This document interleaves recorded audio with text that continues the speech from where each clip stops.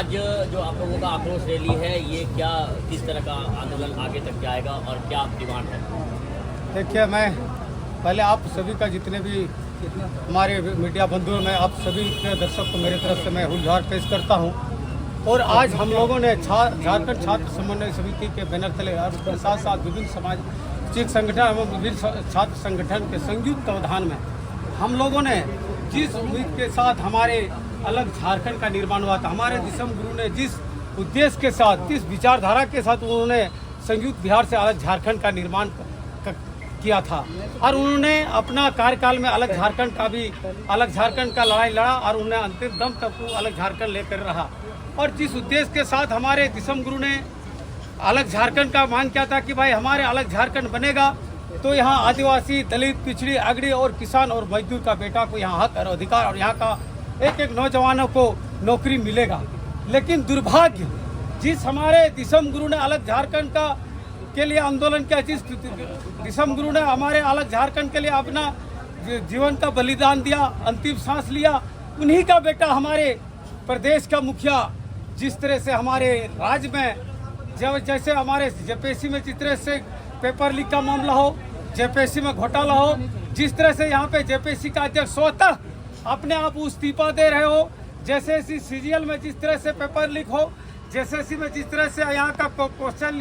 Paper exam में गड़बड़ियाँ हो, JPSC CGL में जिस तरह से यहाँ के लोगों बाहरी छात्रों को नौकरी देने का काम करो, 30 लाख 50 लाख 60 लाख में बेचने का काम कर रहा है। जो गुरुजी यहाँ के एक एक गरीब नौजवानों के लिए सोच रहे थे, यहाँ के एक मजदूर का बेटा के लिए सोच रखते थे, यहाँ पे एक किसान खदानों में मजदूर करके जिस बेटा के लिए काम कर रहे थे, उस पिता के लिए सोच रहे थे, उसका बेटा यहाँ का जिस तरह से हमारे झारखंड के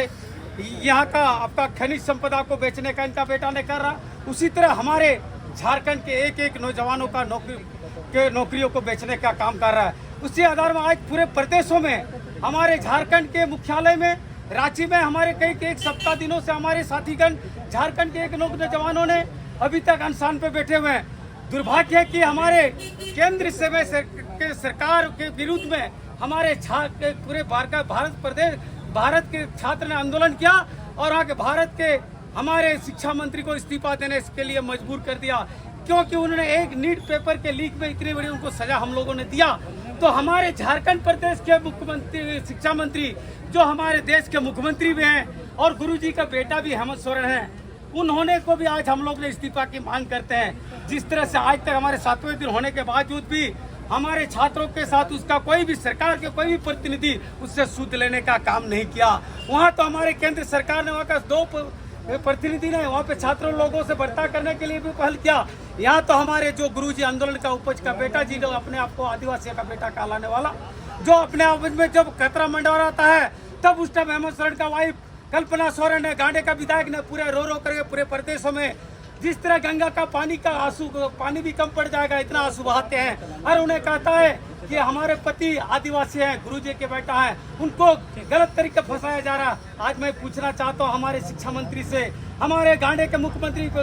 से, कल्पना सोरेन से, क्या मैं इतने छात्र नौजवान जो हैं, क्या ये आदिवासी का बेटा नहीं है? क्या झारखंडियों का बेटा नहीं, किसान मजदूर का बेटा नहीं, जिनका नौकरी आप दोनों पति पत्नी ने बाहरियों का हाथ बेचने का काम कर रहे हैं? अगर हमारे जेपीएससी में जिस तरह से सीबीआई का हम लोगों ने मांग किया है और संबंधित पदाधिकारी को बर्खास्त करते उसको जेल भेजने का काम अगर हमारे शिक्षा मंत्री या आज के मुख्यमंत्री नहीं करते हैं और कल्पना सोरेन झारखंड सरकार नहीं करते, सीजीएल में जितने गड़बड़ियाँ हुई है उसमें सीबीआई और सीआईडी का जांच करके उसके संबंधित लोगों को अगर जेल भेजने का और बर्खास्त करने का काम नहीं करती है और हमारे 24 से लेकर कभी 26-27 तक पूरे झारखंड में हमारे छात्रों को अभी तक आपका छात्रवृत्ति नहीं मिला है, जिससे यहाँ का छात्रों को नौकरी पढ़ाई में बहुत दिक्कतें भी आ रही है। जिस तरह से हमारे झारखंड के विश्वविद्यालय, 5 विश्वविद्यालय, सभी कॉलेजों में सभी छात्रों के पढ़ाई के लिए उसका सीटों का कटौती किया गया है। इस सब के लिए भी हम लोगों ने शिक्षा सचिव को उनको अवगत कराया गया है। यहाँ पे विभिन्न छात्रावास में विभिन्न समस्याएं हैं। आज तक हमारे शिक्षा मंत्री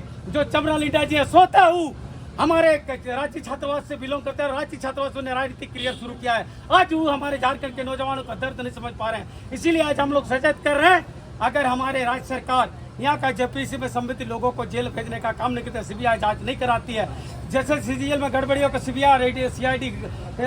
सीडी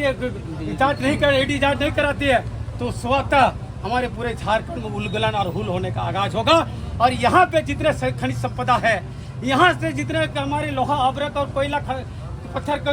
गौन हो रहा है, सारे को हम लोग बाधित करेंगे। और हम आज आपके माध्यम से हम शिक्षा मंत्री से मांग करते हैं यथाशीघ्र में सीबीआई जांच करें, और नहीं तो हम लोग आज 7 दिन का अल्टीमेटम दिए हैं, नहीं तो पूरे झारखंड में उलगुलान होगा, हुल होगा। और हम लोग आपके माध्यम से शिक्षा मंत्री हेमंत सोरेन को हम लोग इस्तीफा का मांग करते हैं।